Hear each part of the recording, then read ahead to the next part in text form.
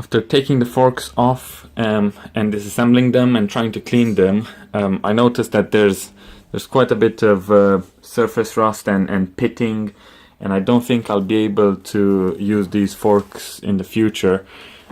But for now, in order to help me with the build, I've put them all back together, put them on the bike, and next I'll have to try and do something with the rear end, take it somewhere to be welded, or weld a new back end on, and then at some point in the future I'll probably have to either refurbish these forks or buy new stems, or just find another set of forks off of eBay or somewhere.